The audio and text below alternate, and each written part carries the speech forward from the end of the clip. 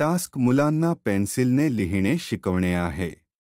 मुलं 5 वर्षांचे झाल्यावर तुम्ही त्यांना पेन्सिलने लिहायला शिकवा. कृपया मुलांना पेन्सिल बरोबर धरायला शिकवा.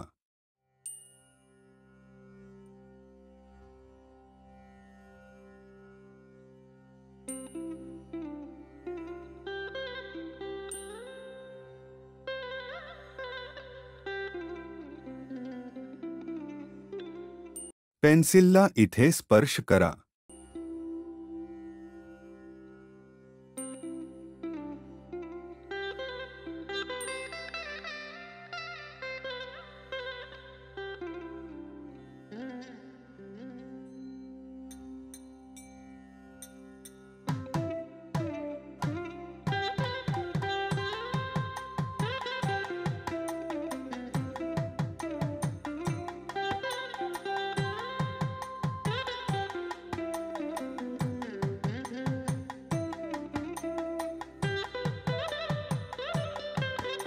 मुले त्यांच्या सोयीनुसार बाहेरील 2 बोटे ठेवू शकतात. मुलांना जसे आरामदायक वाटते तसे त्यांना बाहेरील 2 बोटे आत ठेवण्यास सांगा. सुरुवातीला मुलं थोडं चुकीचं लिहतील आणि कदाचित पानही फाडतील. हे ठीक आहे. हे नॉर्मल आहे. सुरुवातीला त्यांना त्यांच्या इच्छेनुसार पेन्सिलने लिहू द्या. जसे ते लिहिते ते ठीक आहे. हळूहळू त्यांना पेन्सिल बरोबर धरायला शिकवा आणि बरोबर 3 लाईनमध्ये लिहायला सुरुवात करा. आई बाबा ठिपके बनवू शकतात आणि मुले त्यांना जोडू शकतात.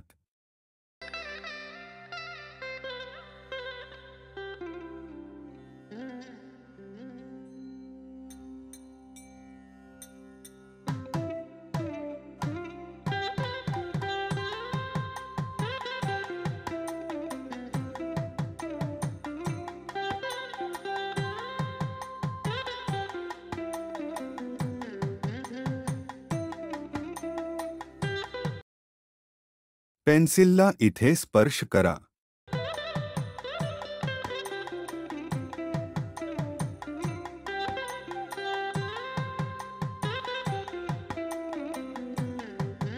मुलांना पेन्सिल नीट धरता येत नसेल तर रबर बँडची मदत घ्या.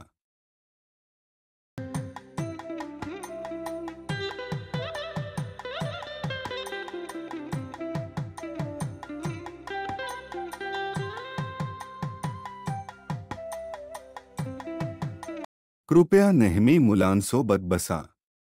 कृपया मुलांनी पेन्सिल त्यांच्या डोळ्यात किंवा तोंडात ठेवणार नाही याची काळजी घ्या.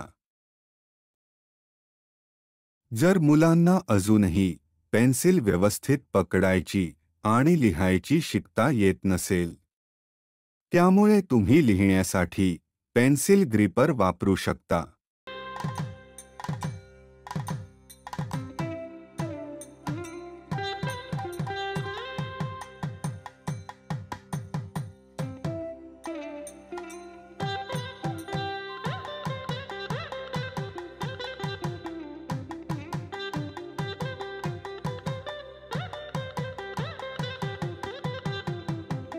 एकदा मुलांनी पेन्सिल बरोबर धरायला शिकले की तुम्ही ग्रिपर शिवाय लिहायला सुरुवात करू शकता.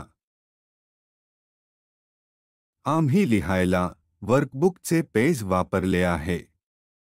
आपण कोणतेही पेज वापरू शकता. मुले रेषा काढायला सुरुवात करू शकता आणि काही पानांवर पेन्सिलने अंक आणि अक्षरे लिहू शकतात. मुलांना संपूर्ण वर्कबुक लिहिण्याची गरज नाही. हे फक्त पेन्सिलने कसे लिहायचे ते शिकण्यासाठी आहे. एकदा मुलांनी पेन्सिलने योग्य प्रकारे कसे लिहायचे हे शिकले की ते टास्क 58 मध्ये शब्द लिहिण्यास पुढे जाऊ शकतात. जेव्हा तुमचे मूल पेन्सिलने लिहित असेल तेव्हा आम्ही नेहमी त्यांच्यासोबत बसण्याची शिफारस करतो. कृपया काळजी घ्या की मुले त्यांच्या डोळ्यात किंवा तोंडात पेन्सिल ठेवणार नाहीत. आम्ही मुलांच्या डोळ्यात काजल नाही घालण्याची पण शिफारस करतो, कारण ती असुरक्षित आहे आणि अनेकांमध्ये लेड असते. यामुळे केवळ डोळ्यांना खाज सुटणे आणि डोळे लाल होणे असेच नाही तर काही वेळा मुलाच्या मेंदूचा योग्य विकास होण्यातही अडथळा निर्माण होतो. त्यामुळे मुलांच्या डोळ्यात काजल नाही घालण्याचा सल्ला आम्ही देतो. आमच्यासोबत शिकल्याबद्दल धन्यवाद. तुमचा दिवस चांगला जावो.